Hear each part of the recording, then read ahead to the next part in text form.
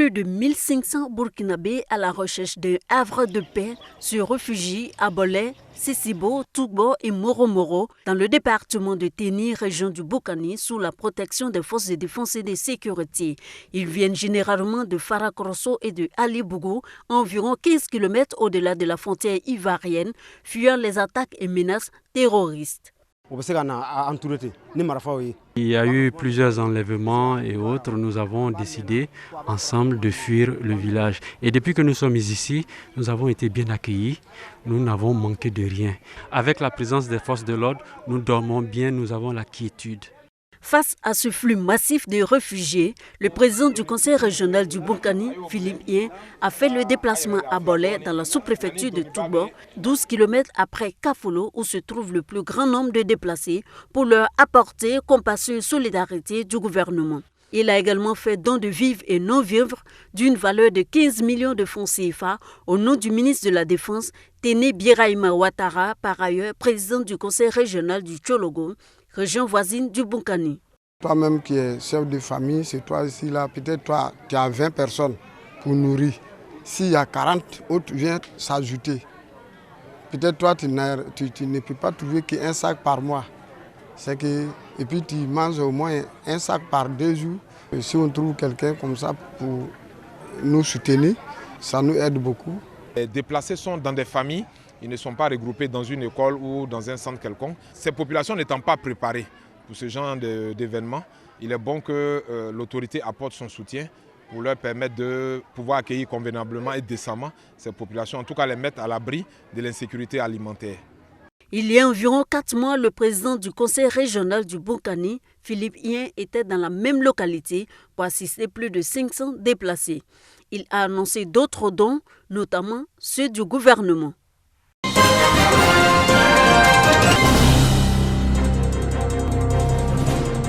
Premier responsable de la mise en œuvre des projets de développement des communes et régions du pays.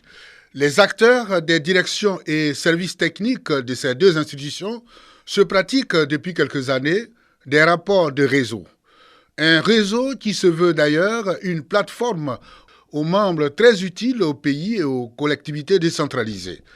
Pour ce faire, ce réseau ne manque pas d'initiatives, multipliant des actions profitables à l'enrichissement des connaissances de ses membres.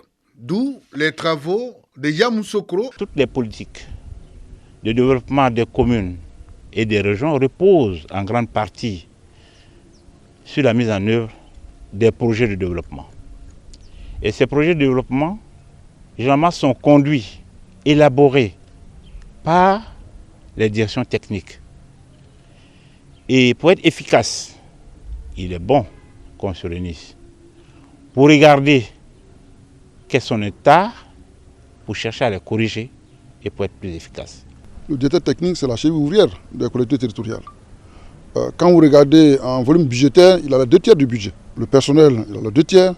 Et donc, on comprend très rapidement l'essentiel, c'est la tête pensante de la collectivité. Les directeurs et chefs de services techniques des mairies et conseils régionaux de Côte d'Ivoire ont aussi planché sur la vie de leur réseau. Cela pour une meilleure collaboration entre eux et les élus des collectivités décentralisées.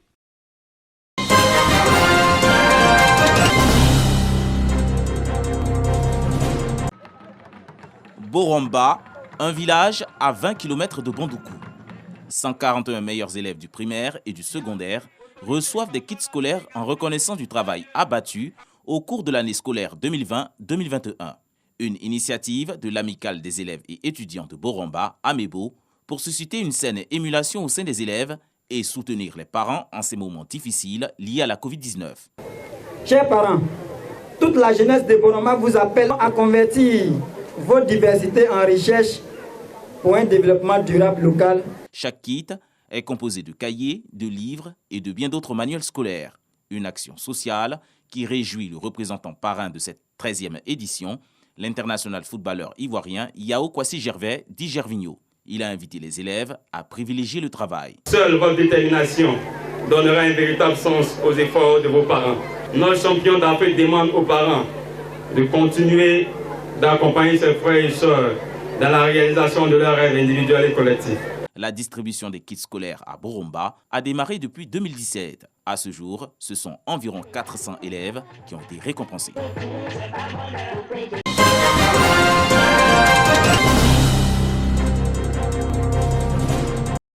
L'école primaire de Kosewa, dans la sous-préfecture de Galébré, département de Gagnoa, souffre du manque d'infrastructures, notamment les latrines. Cela est dû au vieillissement de l'école construite dans les années 60. Certains élèves racontent leurs difficultés. Je rentrais en brousse, je venais à l'aise. Pour mettre fin aux souffrances des élèves et enseignants de cet établissement, la diaspora de Kosewa, vivant en France, fait parler son cœur. Elle met en place un projet de réalisation d'un bâtiment de 10 latrines et la réhabilitation des salles de classe dont les travaux ont déjà démarré et sont en cours de finition. Le coût de ce don est estimé à 5 millions de francs CFA. Le but est de leur permettre d'avoir un cadre de vie sain pour améliorer les conditions d'apprentissage. C'est bon, la personne qui a construit ces latrines, qu'elle soit bénie. Lorsque je suis arrivée, mon petit-neveu qui est à la maison ici, il y a 7 ans, il m'a dit, mais tata, une fois j'ai eu mal au ventre, j'étais à l'école et mon instituteur m'a dit, il faut rentrer chez toi pour faire tes besoins. Moi, je suis à la fin du village, l'école est l'autre bout du village. L'enfant avait déjà défecté sur lui. Donc, c'est en partant de là, me suis rendue en France et j'ai fait asseoir mes frères. On en a parlé. Ils ont vraiment accepté l'idée et nous l'avons embrassé tous. Et voilà, nous sommes dedans en train de construire aujourd'hui. L'action a été saluée par l'association des mutuelles des villages de Galébré et les autorités locales.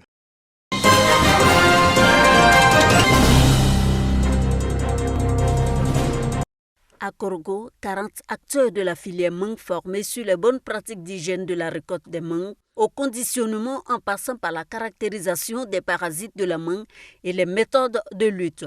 Une initiative de l'organisme de certification Bureau Normes Audit qui s'inscrit dans le cadre du projet d'appui au renforcement de la compétitivité du secteur industriel.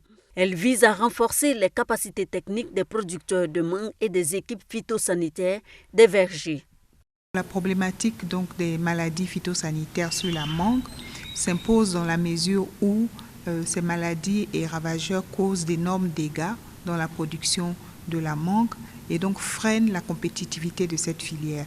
Il était donc important, dans le cadre de cette formation, d'aider les producteurs à mieux reconnaître ces maladies et leur donner quelques rudiments pour aider à la lutte et à prévenir ces maladies dans les champs.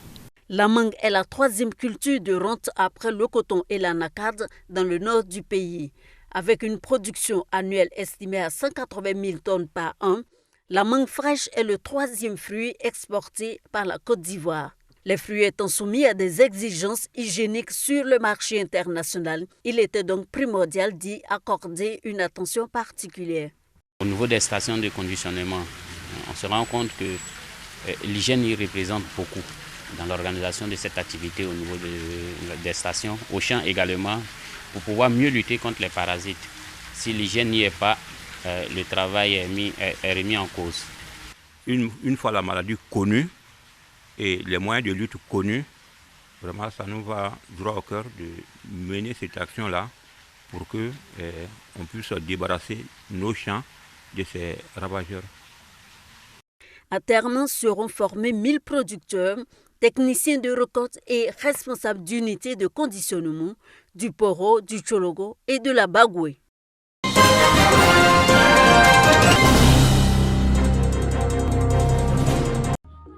Des chariots, des matelas, des lits d'hospitalisation, en somme, du matériel médical pour le centre de santé urbain de Tafiri.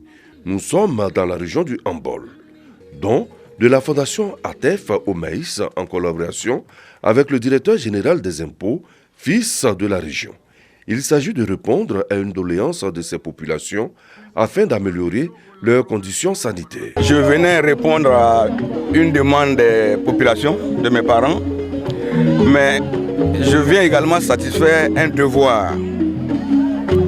La santé n'est pas l'affaire d'une seule personne. La santé est l'affaire de tous.